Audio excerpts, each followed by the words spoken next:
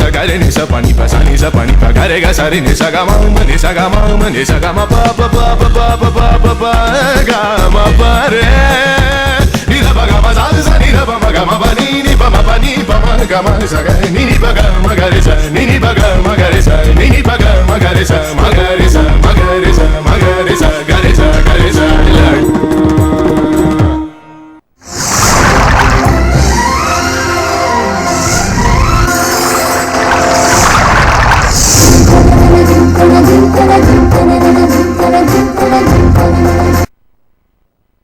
ఈరోజు మనం ఇప్పటి వరకు కృష్ణా పుష్కరాల ప్రారంభ కార్యక్రమాన్ని, అలాగే విజయవాడ శ్రీవారి నమూనా ఆలయంలో జరిగిన స్వామివారి విశేష సేవలను, పుష్కర వైశిష్ట్యాన్ని తెలుసుకుంటున్నాం కదా.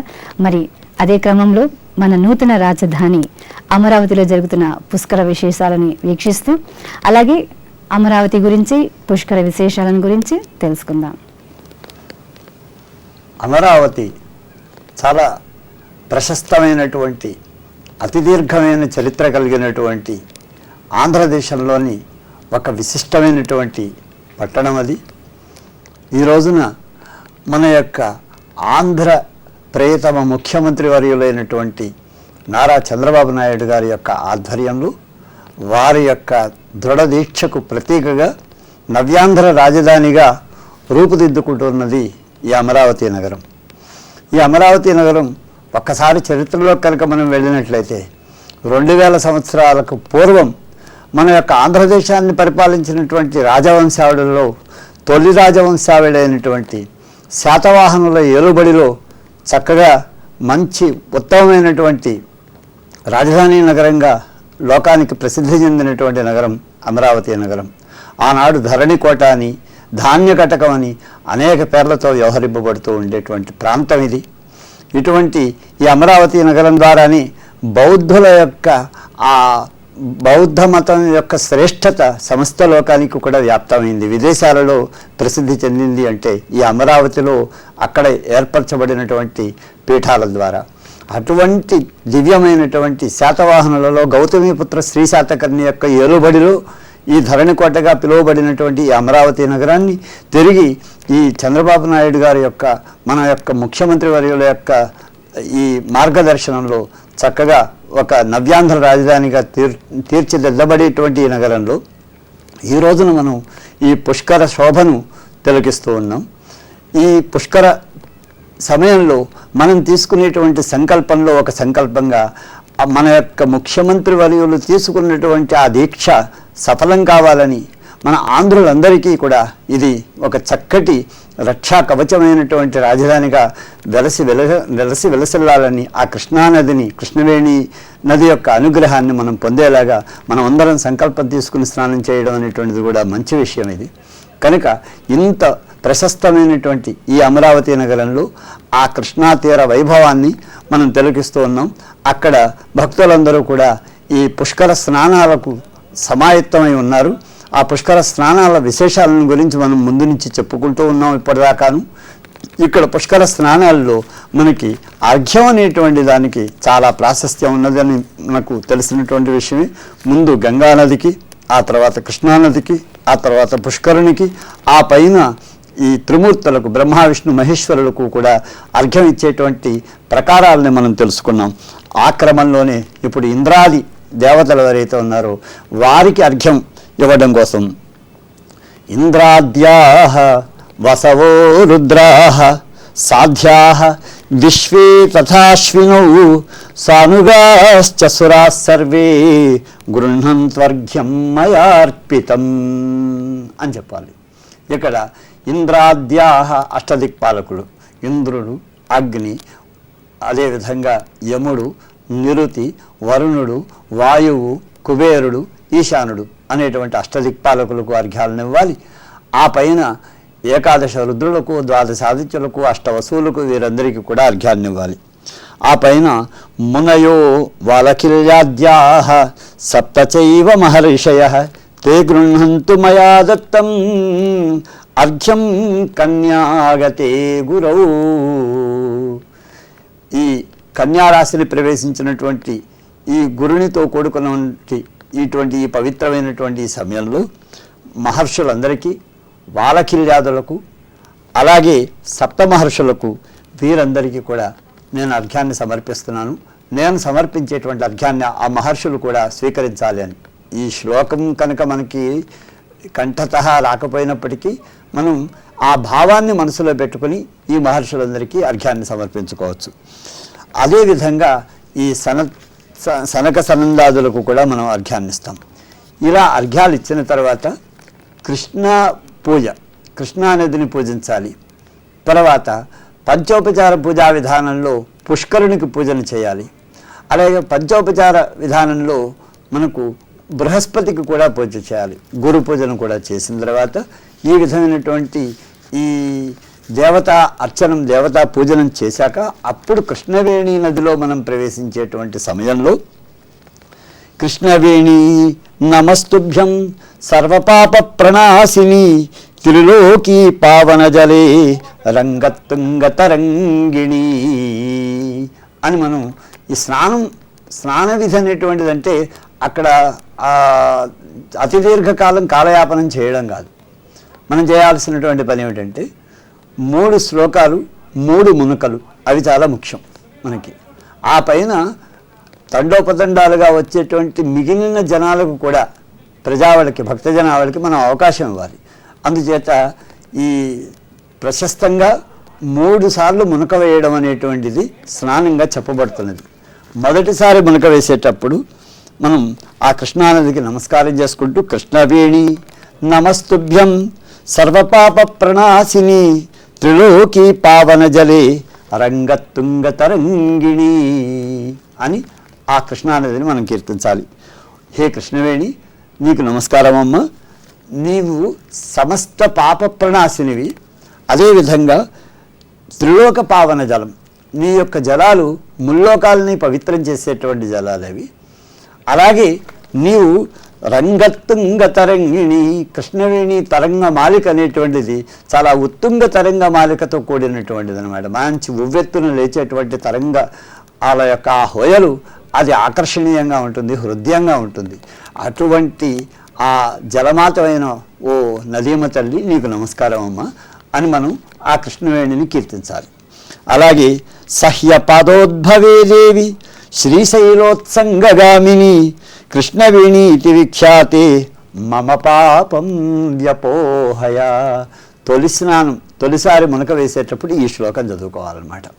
ఇందులో అర్థం ఏమిటంటే సహ్య పాదోద్భవే దేవి, సహ్య పర్వత పాదాలలో పుట్టినటువంటి దివ్యమైనటువంటి నది కనుక అటువంటి సహ్యపాదాలలో పుట్టిన ఓ తల్లి, నీవు శ్రీశైలోత్సంగగామిని, భ్రమరాంబ మల్లికార్జునుల యొక్క ఆశ్రయమైనటువంటి శ్రీశైలంలో నువ్వు చక్కగా విలసిల్లుతున్నావు. శ్రీశైలం యొక్క ఒడిలో ఆడుకునేటువంటి పసిబిడ్డవు నీవు అని ఆ తల్లిని మనం కీర్తించాలి.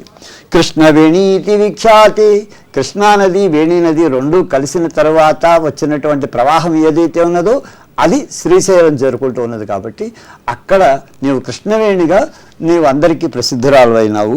మమ పాపం వ్యపోహయ, నేను తొలిసారిగా మునిగేటువంటి ఈ మునక వల్ల నాలో ఉండేటువంటి పాపాలను నీవు తొలగించవలసింది అని ప్రార్థించాలి. మనం మనస్సు పరిశుద్ధం కావాలి, అంతఃకరణాలు పరిశుద్ధం కావాలి, అదేవిధంగా దేహం పరిశుద్ధం కావాలి. ఆ పైన మనలో ఉండేటువంటి పాపక్షాళనం జరగాలి. అప్పుడు మనం ఆ దివ్యమైనటువంటి ఆ దేవతా విభూతులను మన హృదయంలో పదిలంగా ప్రతిష్ఠ చేసుకోవడానికి తగినటువంటి వాతావరణం ఏర్పడుతుంది. అందుచేత ఈ విధంగా ముందు పాపక్షాళనం కలగాలి అని మనం ఆ కృష్ణవేణిని కీర్తిస్తాం. ఆ పైన శంఖచక్రధరాం దేవీం నీలోత్పలదళ ప్రభాం జ్వరపాపహరం దేవీ కృష్ణవేణీం స్మరామ్యహం. అలాగే శంఖచక్రధరాం దేవీం సాక్షాత్ విష్ణు స్వరూపిణి కృష్ణానది అని మనం చెప్పుకుంటూ ఉన్నాం కనుక మనకు ఆ అమ్మవారిని వర్ణించేటువంటి సమయంలో విష్ణువుకి ఏ విధంగా అయితే శంఖచక్రాలు ఉన్నాయో అదేవిధంగా ఈవిడ కూడా శంఖచక్రాలను ధరించుంటుంది. అలాగే నీలోత్పలదళ ప్రభాం, చక్కగా ఆ శ్రీ మహావిష్ణువు నీలమేఘశ్యాముడు. అదేవిధంగా అమ్మవారు కృష్ణానది కూడా నీలోత్పలదళ శ్యామ, అంటే నల్ల కలువ యొక్క నిగారింపుతో కూడినటువంటి ఆ చక్కటి నీలి నలుపు వర్ణాల యొక్క మేలి కలయిక ఏదైతే ఉన్నదో అటువంటి కలయికతోటి చక్కగా సౌందర్యవంతంగా శోభించేటువంటి మాత కృష్ణానది. కనుక నీలోత్పల దళశ్యామ అని అమ్మవారిని కీర్తిస్తాం. జ్వరపాపహరం దేవి. కాబట్టి మాలో ఉండేటువంటి జ్వరాది రోగపీడలు ఏవైతే ఉన్నాయో పూర్వజన్మకృతం పాపం వ్యాధి రూపేణ వర్ధతే అని చెప్పారు. మన దేహంలో మనం పూర్వం చేసినటువంటి పాపాలన్నీ వ్యాధులుగా పరిణమిస్తాయట. కాబట్టి మొదట పాపహరణం, రెండవది ఈ శరీర తాపహరణం, ఈ జ్వరాది తాపాలు ఏవైతే ఉన్నాయో వాటి నుంచి హరింపజేయి, వాటిని అన్నింటినీ కూడా మమ్మల్ని రక్షించు. అందుచేత కృష్ణవేణీం స్మరామ్యహం అని మనం స్మరించాలి. అలాగే మరొక శ్లోకంలో రెండవ మునక వేసేటువంటి సమయంలో విష్ణుదేహాత్ సముత్పన్ని సర్వపాప ప్రణాశిని కృష్ణవేణీ నమస్తుభ్యం మమ పాపం వ్యపోహయ. ఈ జన్మలో చేసినటువంటి పాపాలు తొలగించడానికి ఒక మునక, రెండవ మునక పూర్వజన్మలో పూర్వకృతమైనటువంటి జన్మలో ఉండేటువంటి పాపాలను తొలగించడం కోసం విష్ణుదేహాత్ సముత్పన్ని, విష్ణుదేహోద్భవి గంగా, విష్ణు పాదోద్భవి గంగా, అలాగే విష్ణుదేహోద్భవి గంగా కృష్ణ. కాబట్టి అటువంటి ఆ తల్లి సర్వపాప ప్రణాశిని, సమస్త పాపాలను హరింపచేయగలిగినటువంటి శక్తి కలిగినటువంటిది. కృష్ణవేణి నమస్తుభ్యం మమ పాపం వ్యపోహయ, నా యొక్క పాపాలను తొలగించవలసింది అని. మూడవ మునకలో మనం చేయవలసింది నమోదేవి మహాగంగే మహాపుణ్యజలైర్యుతే స్నాతుమిచ్చామి దేవేసి ప్రసీద పరమేశ్వరీ. కాబట్టి ఈసారి పుణ్యాన్ని ప్రసాదించమని, పాప క్షాళనం పుణ్యప్రదాయకత్వం ఈ రెండూ ఉన్నాయి ఈ నదికి. అందుచేత నమోదేవి మహాగంగే, సాక్షాత్తు గంగా స్వరూపిణి, అందుకని పంచగంగా అని పేరు కృష్ణానదికి. మనకు తెలుసును, ఈ ప్రాచీనమైనటువంటి ఐతిహ్యంలో కనుక వెళ్ళినట్టయితే ఒకానొకసారి కల్పారంభ సమయంలో పూర్వకల్పాల్లో లాగే ఈ కల్పంలో కూడా బ్రహ్మగారు సృష్టికి ప్రారంభం చేశారు. దానికోసమని ఆయన అనువైనటువంటి ప్రదేశం ఏమిటి తొలి సృష్టి చేయడానికని వెతుకుతూ ఈ మహారాష్ట్రలో ఉండేటువంటి ఈ మహాబలేశ్వర ప్రాంతానికి వెళ్ళి అక్కడ ఆయన అన్వేషణ చేస్తూ ఉన్నటువంటి సమయంలో అక్కడ ఈ ఋత్విక్కులు, ఈ ప్రజాపతులు, ఈయన యొక్క ఆత్మపుత్రులు ఎవరైతే ఉన్నారో వాళ్ళే ఋత్విక్కులైనారు. ఆ ఋత్విక్కులు వచ్చి, తండ్రి నీ చేత మేము యజ్ఞం చేయిస్తాం, సృష్టి ఆరంభ యజ్ఞం. అమ్మ వాణీదేవి, వాగ్దేవి ఎవరైతే ఉన్నారో ఆ వాగ్దేవికి సావిత్రి అని కూడా నామాంతరం ఉన్నది, ఆవిడని పిలిపించమన్నారు. ఆవిడ అలంకార ప్రియ, అందుచేత భర్త యొక్క పిలుపుని విన్నప్పటికీ అంతఃపురంలోంచి రావడానికి చాలా ఆలస్యం చేసింది ఆవిడ. ఆ ఆలస్యం చేసినటువంటి సమయంలో ఎన్నోసార్లు పిలుపులు వెళ్ళినాయి, రావట్లేదు, ముహూర్తం దాటిపోతుంది, శుభముహూర్తంలో కల్పారంభం చేయాలి అనేటువంటి ఉద్దేశంతో ప్రజాపతులందరూ కూడా బ్రహ్మను ఆదేశించారు. ఏమయ్యా, మరొక కన్యక ఎవరైనా కనబడితే ఆమెను వివాహం చేసుకొని నువ్వు ఈ యజ్ఞాన్ని సమాప్తం చెయ్యి, ఆ తర్వాత మిగిలినటువంటి కార్యక్రమాల గురించి ఆలోచించుకోవచ్చు అన్నారు. దీనిని సమర్థించడం కోసం విష్ణువు మహేశ్వరుడు కూడా వచ్చారు. ఈ సమయంలో అక్కడికి ఒక గొల్లెత రూపంలో వేదమాత అయినటువంటి గాయత్రీదేవి సాక్షాత్తుగా వచ్చింది. ఆవిడ కూడా సరస్వతీదేవి యొక్క విభూతియే, వేదశక్తి ఏదైతే ఉన్నదో అదన్నమాట. కనుక అటువంటి సరస్వతీ విభూతి అయినటువంటి ఆ మాత, వేదమాత చక్కగా ఈ యజ్ఞం కోసం ధర్మపత్నిగా బ్రహ్మతో పాటు ఆవిడ చేరిందన్నమాట. ఆ విధంగా కొనసాగుతూ ఉన్నది వారి యొక్క యజ్ఞం. గురువు గారు, అమరావతి గురించి అలాగే అమరావతి పుష్కర ఘాట్లలో జరుగుతున్న దృశ్యాల గురించి చక్కగా వివరించారు. ఇప్పుడు మనం ఇబ్రహీంపట్నంలో జరిగే పుష్కర విశేషాలను వీక్షిద్దామండి.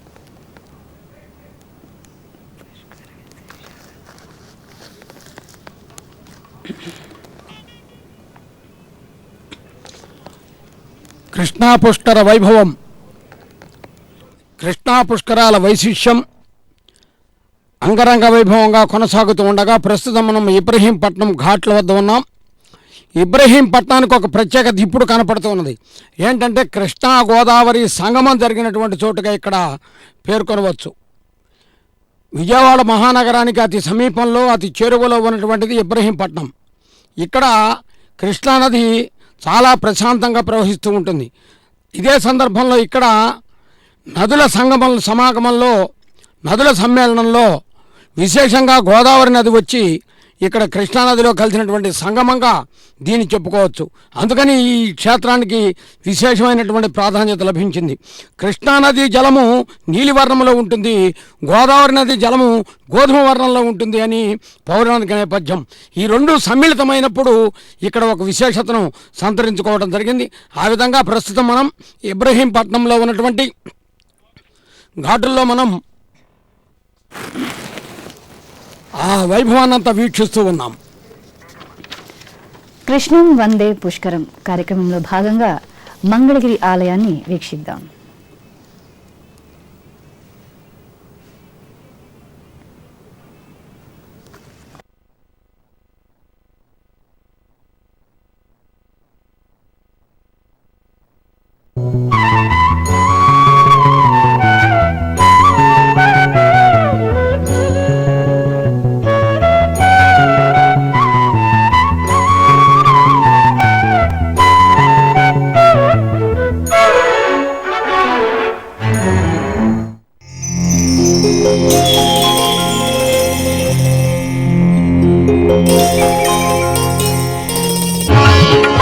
గర్భగుడిలో స్వామివారి ముందు ఎంత పానకం ఒలికినా కూడా ఈగలు కాని చీమలు కాని ఆ ఆవరణలో కనపడకపోవడం విశేషంగా భావించాలి.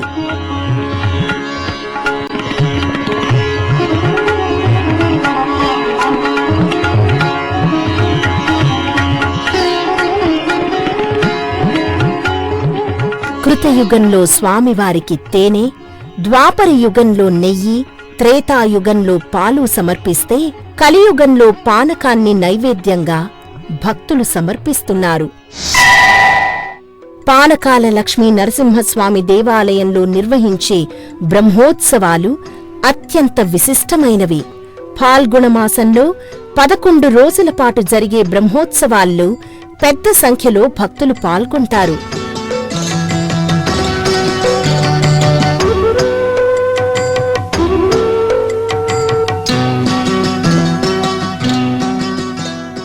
ఫాల్గుణ శుద్ధ షష్ఠి నాడు ప్రారంభమయ్యే ఈ ఉత్సవాల్లో చతుర్దశి నాడు శాంత నరసింహస్వామికి, శ్రీదేవి భూదేవికి కళ్యాణం జరుగుతుంది. పౌర్ణమి రోజు జరిగే రథోత్సవంలో భక్తులు తండోపతండాలుగా పాల్గొంటారు. శ్రీరామనవమి, హనుమత్ జయంతి, నృసింహ జయంతి, వైకుంఠ ఏకాదశి ఇక్కడ ఘనంగా నిర్వహిస్తారు. కమనీయ పుణ్యక్షేత్రం మంగళగిరి శ్రీ పానకాల లక్ష్మీ నరసింహస్వామి వారి ఆలయాన్ని దర్శించారు కదా. దుష్ట సంహారుడైన శ్రీ లక్ష్మీ నరసింహస్వామి అనుగ్రహం మీ అందరికీ కలగాలని కోరుకుంటూ మరో పుణ్యక్షేత్ర వైభవం గురించి మరో కార్యక్రమంలో తెలుసుకుందాం. ఓం నమో వెంకటేశాయ.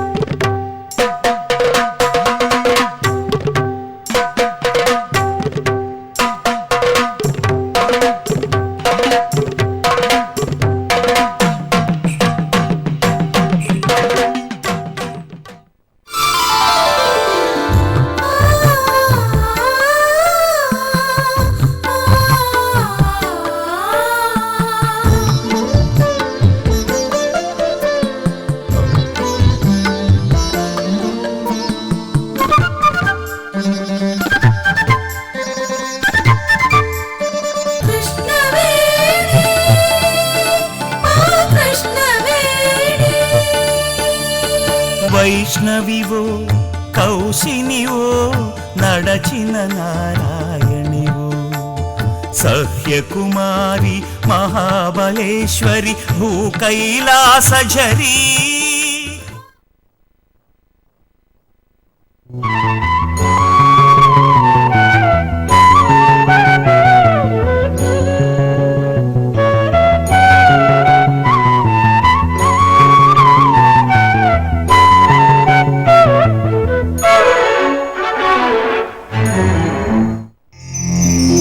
Thank you.